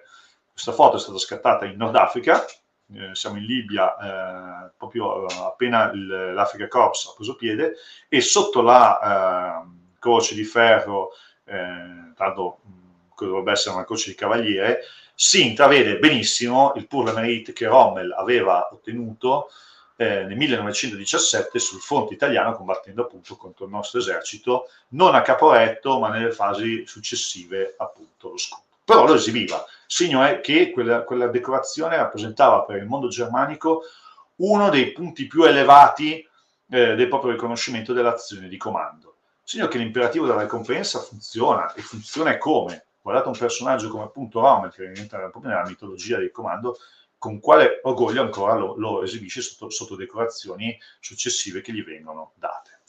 Ma non c'è solo l'imperativo della ricompensa, ma anche della sanzione. Conosciamo tutti le punizioni draconiane che l'esercito prussiano infliggeva a chi commetteva dei reati, comunque cercava la diserzione, o in alcuni casi di ufficiali che, presi dalla disperazione, sono anche suicidati nell'esercito prussiano, o costretti all'esilio, o addirittura alla fortezza. Quindi l'imperativo della sanzione era estremamente presente. Ma, abbiamo detto, anche qualche volta davanti. E in che modo Federico compare? Compare in prima linea quando avverte che la situazione sta traballando. Nell'immagine successiva vediamo Federico che si trova in uno scontro, siamo alle fasi finali della battaglia di Kolin, che i prussiani perdono nel 1757 contro gli austriaci. Bene, Federico va avanti perché capisce che la battaglia è quasi persa, addirittura da solo inizia ad avanzare verso una linea di cannoni avversari, e il suo aiutante di campo si avvicina e dice: ma sì, ma cosa volete conquistare quei cannoni tutti da solo? E lo toglie dalla prima linea. Sperava in questo momento di incitare i suoi ad andare avanti, non sappiamo se per un momento di disperazione o convinto di quello che stava facendo. In alcuni momenti è stato più fortunato. se andiamo avanti nella nostra esposizione, capiamo che appunto la maschera del comando di Federico è diversa da quella di Alessandro. Si comanda quasi sempre nel secondo filo nelle retrovie, per cercare il più possibile di avere il controllo della situazione. Delega pressoché totale da parte del sovrano nei confronti dei propri subordinati e per la gestione tattica del combattimento, quindi tutto per dei tattici che magari sono anche più in gamba di me. E poi soprattutto perché una volta iniziato il combattimento difficilmente potrò controllarlo con la stessa abilità. È un abile attore e dissimulatore, imperativo della parola, colpire il nemico ovunque esso sia, e il suo esercito però si riesce alla fine a mantenere la Slesia, ma riesce completamente distrutto dalle guerre che combatte. Questa idea di attaccare sempre e comunque, con un approccio molto manovriero, l'avversario, porta di fatto alla distruzione dell'esercito prussiano. Ecco, l'esercito di Leuthen del 1757, dopo Torgau, sicuramente non è più lo stesso esercito, ed è un esercito che viene costretto unicamente ad azioni difensive di medio-breve raggio. Ma ne parleremo in una prossima occasione sulla guerra dei 7 anni. Ma io aggiungerei anche alla maschera del comando, se vogliamo chiamarla così, quest'ultima parte che sto per dire, di Federico II, anche il fattore fortuna. Perché nel caso appunto di Federico II la storia poi da questo punto di vista è abbastanza netta e molto chiara, cioè lui poi ha avuto il cosiddetto miracolo nella quale appunto nel momento peggiore della sua epopea a un certo punto muore la zarina, ne parlava giustamente Claudio qui, muore la zarina Elisabetta, arriva su Pietro III che è lo zar di Russia, che guarda caso è un fanboy oltretutto di Federico II, e quindi ci sono tutta una serie di avvenimenti che poi guarda caso lo portano per veramente fortuna, anche ovviamente per esperienza, per l'amor del cielo, perché non c'è solo la fortuna, ma c'è anche ovviamente uno studio dietro, però da questo punto di vista quella piccola percentuale di fortuna ha fatto sì che poi lui riuscisse a intanto allargare il suo regno e anche a mantenerlo saldo da questo punto di vista. Lui è onestissimo, nel senso, lui parla proprio del miracolo della casa di Brandeburgo. Sul tavolo della scrivania è indeciso se sulla scrivania ha da una parte la pistola carica per suicidarsi, dall'altra ha un foglio sul quale ha già scritto al proprio plenipotenziario di iniziare a intavolare delle trattative di resa con i russi quando gli informano che la zarina è morta. Basta. A quel punto nomina Pietro, lo zar Pietro, comandante di un reggimento suo, chiaramente. Potete immaginare appunto questo che lo vede come in cameretta al suo poster, dice bello, che bello, mi ha nominato comandante di un reggimento prussiano, diventiamo alleati. Addirittura i russi lasciano l'alleanza con l'Austria e vanno a combattere con i prussiani contro gli austriaci. Poi dopodiché lo zar verrà assassinato e lasceranno definitivamente la guerra. Però potete immaginare che bel rovescio dell'alleanza e che grande fortuna per Federico. Ma arriviamo a un personaggio a noi carissimo, Luigi Cadorna. E qui è proprio completamente cambiamo genere. Qui scivoliamo in un altro genere. Allora, qui sarà il punto, se volete, anche un po' decisivo della nostra live, perché allora, ultimamente, soprattutto nel corso del centenario della Grande Guerra, c'è stata una sorta di rivalutazione del nostro personaggio. Intendiamoci, lui è esattamente in linea con quanto di meglio è riuscito a produrre il mondo militare europeo dell'inizio del XX secolo. Allora, ufficiale frequentatore dell'Accademia Reale di Torino prima del corso, ed erano corsi veramente difficili, non erano, ecco, per chi legge Accademia Reale di Torino, l'Accademia Militare, che oggi è solo a Modena, all'epoca era scissa in due sedi, quella del Genio Artiglieria a Torino, quella di Fanteria e Cavalleria a Modena. Dopo la seconda guerra mondiale, avendo i bombardamenti alleati raso al suolo l'Accademia Militare a Torino, era situata dove oggi c'è il Teatro San Carlo in piazza Castello, è stata trasferita in toto all'Accademia di Modena, dove appunto oggi ha sede. Nel 1911 diventa comandante della divisione militare di Genova e lì probabilmente avrebbe concluso la sua attività militare se non capitano appunto quei casi della storia della fortuna, come abbiamo citato per Federico. Il nuovo capo di Stato Maggiore dell'Esercito, il generale Pollio, già autore di una eccezionale monografia dedicata alla battaglia di Custozza, muore per un colpo apoplettico e lui diventa capo di Stato Maggiore dell'Esercito. e quindi diventa l'uomo che dovrà condurre le nostre forze armate nella grande guerra. In che modo andiamo a vederlo appunto nelle immagini successive. Allora, lui appartiene a quel mondo dei comandi supremi della Prima Guerra Mondiale, che Keegan o altri storici militari definiscono di Chateau General. Cosa vuol dire? Che durante la Prima Guerra Mondiale di solito i comandanti si sceglievano una bella villa, un bel castello, qui ovviamente riferito all'esperienza del fronte occidentale francese, e diventano i generali da castello. Quindi passiamo dalla leadership eroica di Alessandro, sempre davanti in prima linea a combattere, con questi che stavano isolati in un mondo quasi a latere rispetto all'inferno delle trincee della Prima Guerra Mondiale. E quindi è valutato, appunto per capire se un generale all'epoca era considerato valido oppure no, più l'apporto scientifico del comando rispetto a quello umano. Cioè, quindi sono più abile come tecnico rispetto che non come a gestore, a trascinatore di uomini. Infatti non a caso avrò i generali che rimarranno nei loro posti comando. E poi avremo i maggiori, ma soprattutto i capitani e i tenenti, e per quello che riguarda poi le esperienze italiane, i tenenti di complemento, Emilio Lussu, Caccia Dominioni, per fare due esempi, che saranno quelli che appunto trascineranno gli uomini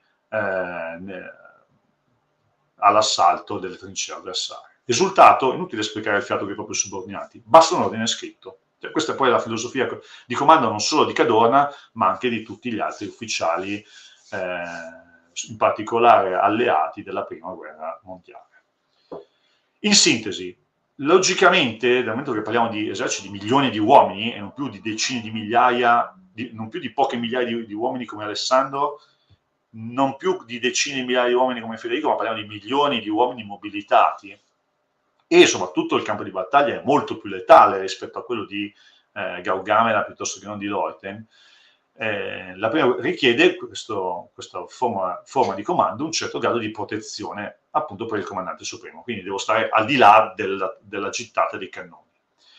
Per avere occhi sul campo occorre sviluppare uno stato maggiore, i cui ufficiali fanno le veci del comandante, cioè io vengo a dirti cosa il comandante vuole, formazioni di ufficiali dedicate al servizio di Stato Maggiore, che è quell'organo che aiuta il comandante a pianificare un combattimento e a gestirlo. Sì, viene chiamato, secondo regole NATO, lo staff, fondamentalmente. Lo staff, general staff, dipende poi a che livello tu vieni.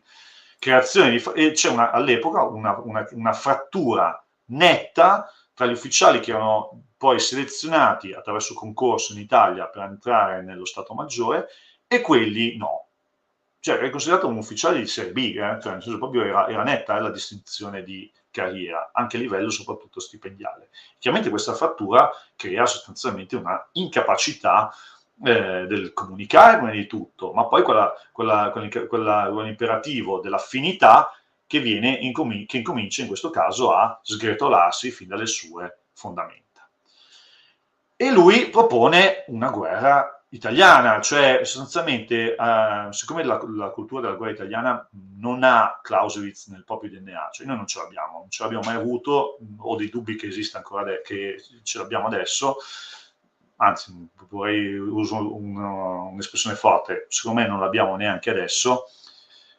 Cadorna si basa sui concetti della guerra di Jomini, cioè è la conquista di punti geografici, mentre al contrario Clausewitz ci dice tu la guerra la vinci dopo aver annientato la forza di resistenza del nemico.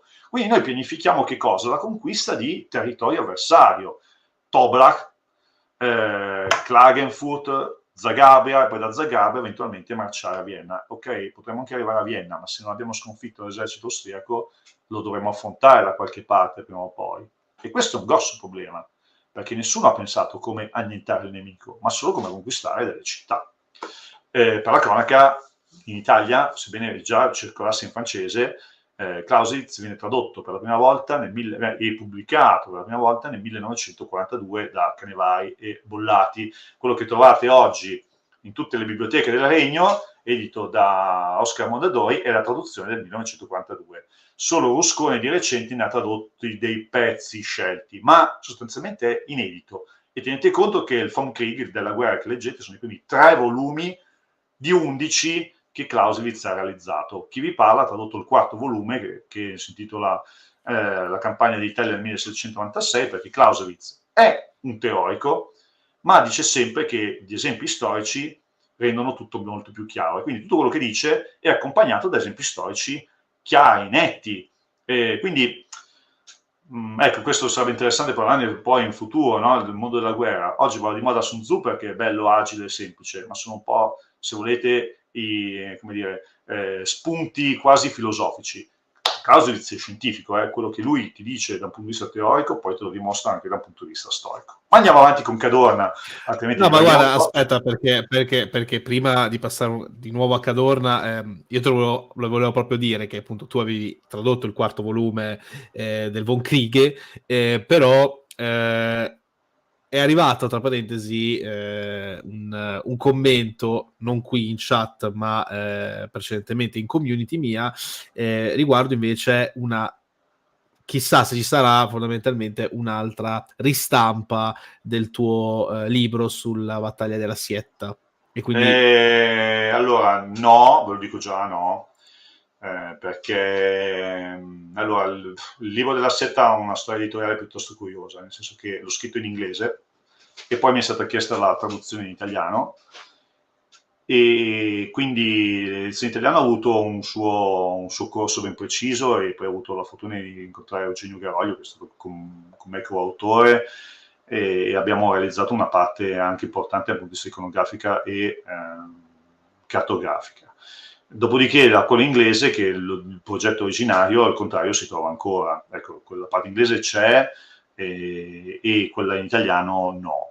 Tra l'altro quella inglese, o comunque questo libro, Gioco a carte scoperte, sostanzialmente nasceva nella mia idea originaria di raccontare attraverso un esempio del passato sostanzialmente come oggi si pianifica e viene concepita un'operazione bellica complessa a livello di brigata corpo. Quindi chi lo legge, tra virgolette, può tranquillamente capire come una forza armata contemporanea può pensare a uno scontro, cioè sostanzialmente è quello. Idealmente può utilizzare un esempio del passato per capire oggi come posso pianificare e condurre un'operazione bellica in ambiente montano. Quindi se vi interessa questo, poi in inglese mentre dal punto di vista iconografico non è bello come quello in italiano, però dal punto di vista della ricchezza della lingua è completamente un'altra cosa, è molto più aderente al mondo della guerra. Quindi lo trovate, direi che la casa editrice, che è la Elion Company, lo distribuisce ancora, e può essere una lettura interessante. Poi potremo anche parlarne se vuoi in futuro, ma vedremo. ma sai, hai fatto già per Domus No, ma Orobica infatti. una live lì, quindi insomma non mi sembra il caso di riportarla qua, però insomma trovate ancora il libro, andate a ripescarlo. Andiamo avanti comunque. Allora, l'altro problema è il tipo di esercito. L'esercito italiano è un esercito sostanzialmente, al contrario di quello tedesco, formato per la stragrande maggioranza da contadini analfabeti. Certo, perché l'operaio specializzato delle industrie pesanti o dei cantieri navali me lo devo tenere ben stretto, ne ho pochi, me li devo tenere nelle fabbriche a produrre materiale bellico. Al contrario, il contadino, ne ho tanti, posso sostituirlo in qualche modo, lo mando al fronte. Certo che il problema, avendo una massa di persone che non sanno leggere e scrivere, non sanno neanche leggere le istruzioni di un fucile, le istruzioni di una radio, come devo gestire o fare manutenzione a un mezzo a motore. Non riesco a leggere non solo le carte topografiche con le isoipse, ma neanche gli ordini scritti. Ed ecco che Cadorna dice, bene, io di fronte a un materiale umano così povero ho solo una scelta, che andiamo adesso a vedere nel dettaglio. Scrivere questo volumetto. Allora, attacco frontale ammaestramento tattico, che è a firma Cadorna, ma in realtà poi è stato sviluppato dal suo staff, come poi avviene in tutte le librette dottrinali e tattiche dell'esercito italiano e anche degli eserciti stranieri, nel senso che la firma è sempre quella del comandante in capo, poi in realtà c'è dietro un gruppo di persone che ci lavora, noto come libretta rossa, ma per il semplice fatto che tutte le pubblicazioni italiane riguardo all'arma della fanteria sono di colore rosso, cioè anche era stato scelto rosso per ragioni particolari. Bene, forte delle dei report che la sua intelligence militare gli porta dal fronte francese e forte di sue convinzioni personali, lui decide che l'esercito italiano deve combattere in questo modo, che adesso andiamo a vedere nella mappa successiva. Sostanzialmente questo è un battaglione, sono 4 compagnie, che attaccano ondate differenti. Sono 4 ondate, vedete il quadratino con la I è il simbolo, è lo stanagnato che indica la compagnia. Ogni linea rappresenta un plotone, ogni compagnia è composta da 4 plotoni, scaglionati come se fosse una scacchiera. 4 plotoni prima ondata, 4 plotoni la seconda ondata, 4 plotoni la terza ondata e 4 plotoni la quarta ondata. Con un attacco frontale l'artiglieria deve ammorbidire il bersaglio, se possibile distruggere i reticolati, distruggere le trincee, e attaccando frontalmente io vado a occupare il terreno che mi è stato assegnato come obiettivo della mia manovra. Chiaramente questo cosa comporta? Prima di tutto che non devo dare ordini troppo complicati della truppa che non sa, almeno in linea teorica, capire dove deve andare. Seconda cosa, evito di cercare manovre complesse che magari portano a che cosa?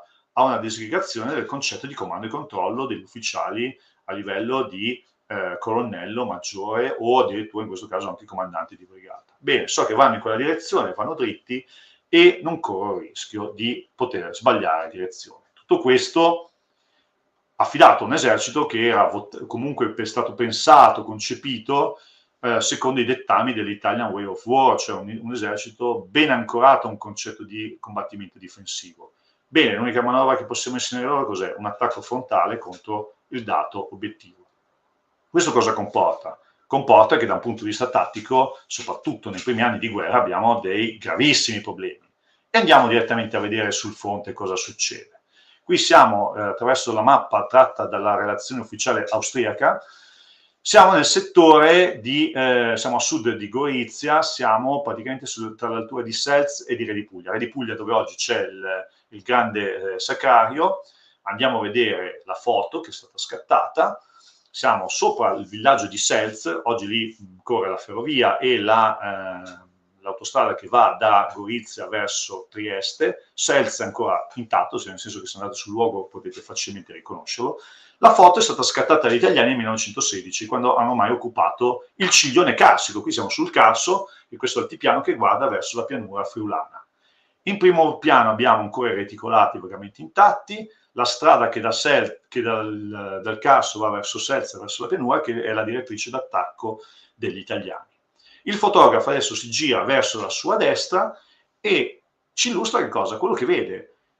Gli imponenti trinceramenti del Carso, che cos'è? Masse di reticolati, vedete quelle linee vaghe che si perdono verso il crinale, sono le trincee che hanno realizzato gli austriaci nei mesi precedenti l'attacco. Più avanti, poi oggi la zona è diventata monumentale, poco oltre la linea di cresta avreste oggi il sacrario di Redipuglia. Sono linee, come vedete, delle trincee, a parte questo che è un blindaggio, molto realizzate, che non sono delle imponenti catene di trinceramenti. Però cosa vuol dire? Vuol dire che la potenza di fuoco dell'artiglieria italiana non era sufficiente a cancellare e distruggere i reticolati. E da un punto di vista tattico era piuttosto complicato riuscire anche solo a approcciare e conquistare queste posizioni. Tant'è che gli italiani ci riusciranno molto faticosamente solo nel 1916. Bene, nel 1915 e 16 poteva andare benissimo. Il problema è che questa libretta rimane poi in uso fino addirittura al 1918. Paolo Cacciaremignoni, l'eroe di El Alamein, l'uomo che poi realizzerà i grandi cimiteri di guerra in Egitto, che comunque ha lasciato un bellissimo diario di quella che era la sua esperienza in Nord Africa nel 1942 e anche un bellissimo diario della sua esperienza alla Prima Guerra Mondiale 1915-1917. 19. Nel 17 cosa è a Castellivizza del Carso e dice: ma com'è possibile che noi dobbiamo attaccare una collina e secondo il libretto attacco frontale ammaestramento tattico non possiamo sfruttare i 2 valloni che sono ai lati del colle obiettivo? cioè siamo obbligati ad attaccare frontalmente. Se solo ci lasciassero combattere senza ordini dettagliati, quindi se solo noi ufficiali subalterni o addirittura sottufficiali e soldati dovessimo avere solo munizioni, cibo e acqua, avremmo già occupato Trieste da un bel pezzo. E invece no, continuiamo a rimanere ancorati all'idea di dover combattere secondo quelle che sono le rigidissime disposizioni del libretto attacco frontale, ammaestramento tattico. È qui che sta il punto debole di Cadorna. Se nel 1915 o 16 poteva essere un comandante esattamente in linea con quanto di meglio l'Europa in guerra poteva esprimere, nel 17 non lo era più, perché gli altri paesi, gli altri eserciti, anche sanguinosamente, sperimentavano, provavano, cercavano soluzioni. Noi no, siamo rimasti con quell'idea dell'attacco frontale. E quindi abbiamo una mancanza degli imperativi sull'affinità. E chi l'ha mai visto Cadorna? Addirittura iniziano a circolare delle canzoni contro Cadorna, sanzionate dagli ufficiali che se l'ascoltano nelle trincee. Comunque uomo che diventa, sì, magari stimato dai propri colleghi, però il soldato sente questa cosa. Addirittura uno dei soldati che sarà là e che poi successivamente negli anni dopo la Prima Guerra Mondiale, quando sentiranno parlare di Cadorna, comunque sarà una persona che non verrà amata, al contrario, sarà uno di quelli veramente verrà celebrato Diaz, tanto verrà dimenticato e anche detestato Cadorna dai reduci. L'imperativo della parola manca addirittura, non solo manca l'imperativo della parola, ma dopo Caporetto, e ci sono le registrazioni del suo famigerato bollettino, scaricherà in un primo momento la responsabilità sui soldati e non sulla sua azione di comando. E l'imperativo dell'esempio. Cadorna non va in prima linea, non ci andrà mai. Pochissimi generali della Prima Guerra Mondiale andranno in prima linea, però Cadorna, se non per visite ufficiali, comunque non sarà mai visto nelle primissime trincee. C'è da poi un personaggio un pochino più folcloristico, che è D'Annunzio, ma questa è un'altra storia. In parte è adottato l'imperativo del premio. Bene, nascono e vengono concesse medaglie al valore di bronzo, d'argento, d'oro, soprattutto la memoria. Totalmente adottato l'imperativo della sanzione. I tribunali di guerra e le fucilazioni alla schiena diventano elementi che saranno poi anche celebrati, molto enfatizzati e molto trasformati da Addio alle armi, appunto, e da altri romanzi del periodo. Di Hemingway, scusate.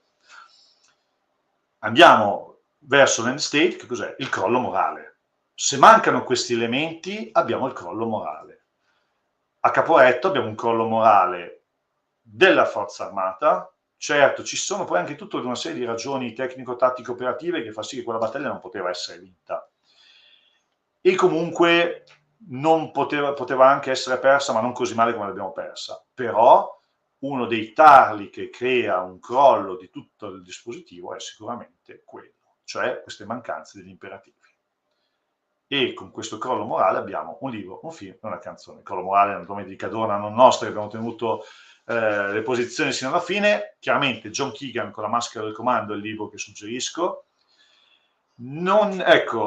Che unisce l'aspetto politico, militare, comunque raffigura molto bene la difficoltà della scelta, della decisione, della posizione di comando. Soprattutto secondo me sono esemplari i momenti in cui viene trattata la guerra delle Falkland e The Iron Lady, che è appunto il film che racconta le vicende di Margaret Thatcher come primo ministro inglese, e Heroes di David Bowie accompagna idealmente la carrellata di questa serata.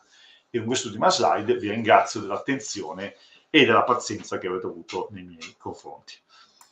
No, guarda, sono io a ringraziare te, Giovanni, perché veramente io già fuori live e ben prima ti avevo detto che a me questo argomento mi ha veramente molto affascinato, e anche le slide sono fantastiche e ben fatte. Quindi io spero sia piaciuta anche a voi questa live. Giovanni ovviamente tornerà qui, vedremo, perché stiamo un po' organizzando qualcosa una serie, diciamo, sulle famose guerre di successione, quindi vedremo un po' cosa, per poi ecco approdare alla guerra dei 7 anni, quindi insomma vedremo piano piano un po' come organizzarci anche insieme a Marco Bognardi, ovviamente siamo sempre in contatto telefonico da questo punto di vista, Giovanni, quindi insomma molto bene. Quindi io a questo punto ringrazio voi intanto che ci avete seguito anche per 1 ora e 45 minuti buoni, quindi insomma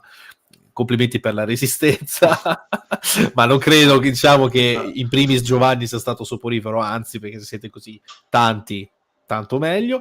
E a questo punto niente, io ringrazio ancora te Giovanni, ringrazio voi e ci vediamo a una prossima live ancora qui su Paresia e spero ovviamente molto molto presto, perché insomma devo un attimo calendarizzarle per bene. Quindi grazie ancora e ci vediamo. Ciao, ciao a tutti. Buona serata a tutti, ciao.